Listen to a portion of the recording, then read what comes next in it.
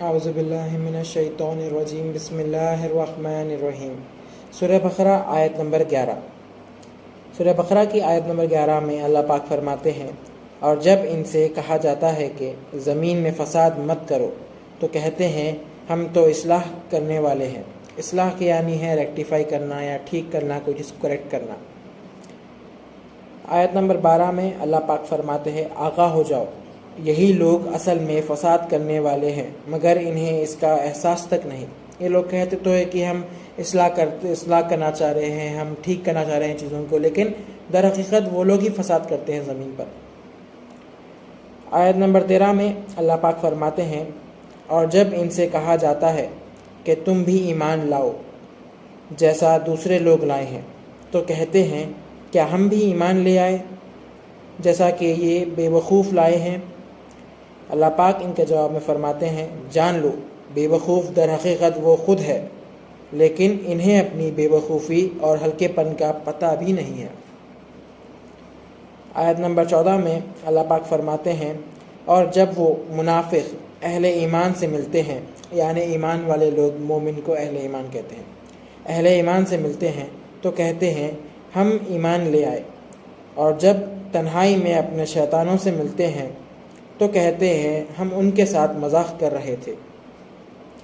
آیت نمبر 15 میں اللہ پاک فرماتے ہیں، اور اللہ انہیں ان کے مذاق کی سزا دیتا ہے اور انہیں ڈھیل دیتا ہے، یعنی رسی دراز کرتا ہے ان کی، تاکہ وہ خود اپنے انجام تک پہنچ جائے، سو وہ خود ہی اپنی سرکشی میں بھٹک رہے ہیں۔ سرکشی کے معنی ہیں وہ خود ہی اپنی بدماشی، سرکشی کے معنی ہے بدماشی میں بھٹک رہے ہیں۔ آیت نمبر 16 میں اللہ پاک فرماتے ہیں، یہ وہی لوگ ہیں جو ہدایت کے بدلے گمراہی خریدتے ہیں، لیکن ان کی تجارت فائدہ مند نہیں ہوتی۔ آیت نمبر 17 میں اللہ پاک فرماتے ہیں، ان کی مثال اس شخص کے مانند ہے جس نے تاریک میں آگ جلائی، یعنی اندھیرے میں آگ جلائی، اور جب روشنی کر دی تو اللہ نے اس کی روشنی سلب کر لی، یعنی کھینچ لی، اور انہیں اندھیرے میں چھوڑ دیا، اب یہ کچھ نہیں دیکھتے۔ آیت نمبر 18 میں اللہ پاک فرماتے ہیں، یہ بہرے ہیں، گونگے ہیں، اندھے ہیں، بس وہ سیدھے راستے کی طرف نہیں لوٹیں گے۔ آیت نمبر 19 میں اللہ پاک فرماتے ہیں، ہاں ان کی مثال اس بارش کے جیسی ہے جو آسمان سے برس رہی ہے، ان میں اندھیریاں ہیں اور گرج اور چمک بھی ہے، وہ کڑک کے باعث، کڑک یعنی زور کی آواز کے باعث موت کے ڈر سے اپنی کانوں میں انگلیاں ٹھونس لیتے ہیں، اور اللہ کافروں کو گھیرے ہوئے ہے۔ آیت نمبر 20 میں اللہ پاک فرماتے ہیں، یوں لگتا ہے کہ بجلی ان کی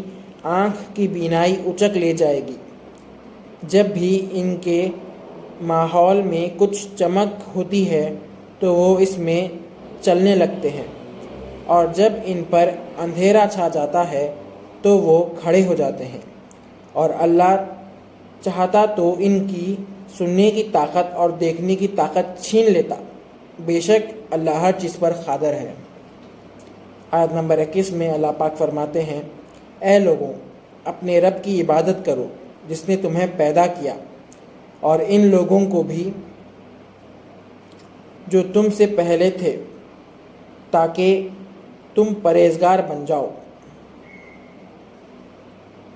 آیت نمبر 22 میں اللہ پاک فرماتے ہیں، جس نے تمہارے لیے زمین کو فرش اور آسمان کو عمارت بنایا، اور آسمان کی طرف سے پانی برسایا، پھر اس کے ذریعے تمہارے کھانے کے لیے الگ الگ قسم کے پھل پیدا کیے، بس اللہ کے ساتھ کسی کو شریک نہ بناؤ، حالانکہ تم حقیقت جانتے ہو۔ آیت نمبر 23 میں اللہ پاک فرماتے ہیں، اگر تم اس کلام کے بارے میں شک میں مبتلا ہو، یعنی قرآن کے بارے میں کسی طرح کے شک میں مبتلا ہو جو ہم نے اپنے برگزیدہ بندے پر نازل کیا ہے، ریسپیکٹڈ بندے پر نازل کیا ہے، تو اس کے جیسے ایک صورت بنا لاؤ، اور اس کام کے لیے بے شک اللہ کے سوا سب سپورٹرز کو بلا لو اگر تم اپنے شک میں سچے ہو۔ اگر کسی کو قرآن کی کوئی آیت میں شک و شبہ ہے تو اللہ پاک فرما رہے کہ تم جو ہے سو جیسا قرآن کی آیت ہے ویسے سیم تم ایک بنا کے لاؤ۔ اور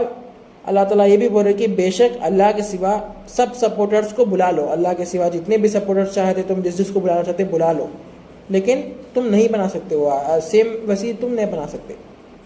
اگر تم اپنے شک میں سچے ہو تو۔ آیت نمبر 24 میں اللہ پاک فرماتے ہیں پھر اگر تم ایسا نہ کر سکو جو تم ہرگز نہ کر سکو گے تو اس آگ سے بچو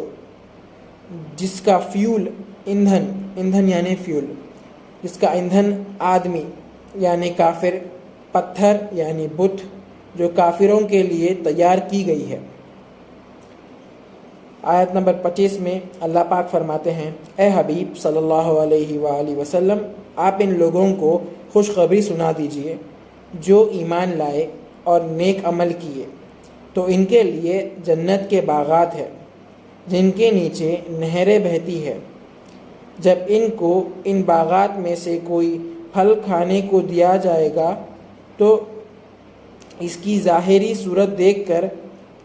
کہیں گے یہ تو وہی پھل ہے جو ہمیں دنیا میں پہلے دیا گیا تھا، حالانکہ انہیں صورت میں ملتا جلتا پھل دیا جائے گا مگر وہ سیم نہیں رہے گا۔ ان کے لیے جنت میں پاکیزہ بیویاں بھی ہوں گی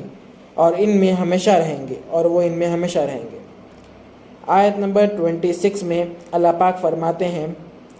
بے شک اللہ اس بات سے نہیں شرماتا کہ سمجھانے کے لیے کوئی مثال بیان کرے، چاہے مچھر کی مثال ہو یا ایسی چیز کی جو حد میں اس سے بھی بدتر ہو۔ تو جو لوگ ایمان لائے وہ یہ خوب جانتے ہیں کہ یہ مثال ان کے لیے ان کے رب کی طرف سے ہے، حق کی نشانی ہے، اور جنہوں نے کفر کیا وہ اسے سن کر یہ کہتے ہیں کہ یہ مثال سے اللہ کو کیا ضرورت ہے۔ اللہ ایک ہی بات کے ذریعے بہت سے لوگوں کو گمراہ ٹھہراتا ہے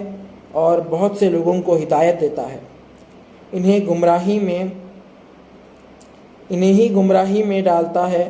جو پہلے سے کفر کرتے تھے جو نافرمان تھے۔ آیت نمبر 27 میں اللہ پاک فرماتے ہیں یہ نافرمان وہ ہے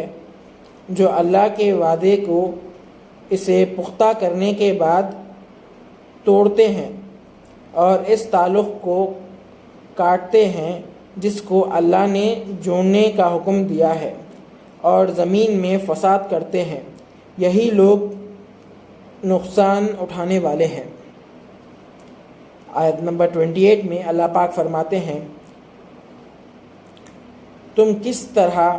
اللہ کا انکار کرتے ہو حالانکہ تم بے جان تھے،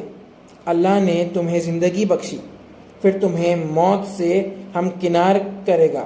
اور اس کے بعد تمہیں پھر زندہ کرے گا، پھر تم اسی کی طرف لوٹائے جاؤ گے۔ آیت نمبر 29 میں اللہ پاک فرماتے ہیں وہی ہے یعنی وہی اللہ ہے جس نے سب کچھ زمین میں تمہارے لیے پیدا کیا، پھر وہ کائنات کے اوپری حصوں کی طرف متوجہ ہوا تو اس نے انہیں درست کر کے ان کے ساتھ آسمانی لیول بنائے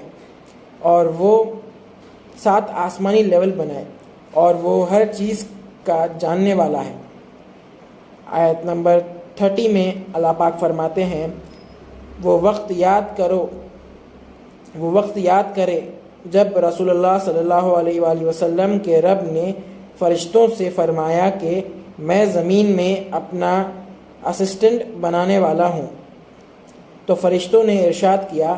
کہ کیا تو زمین میں ایسا اسسٹنٹ بنائے گا جو نیچے زمین پہ فساد کرے گا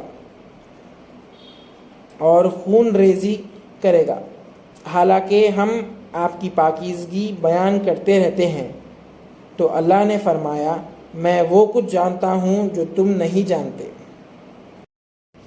صدق اللہ العظیم و صدق مولانا رسولہ الکریم۔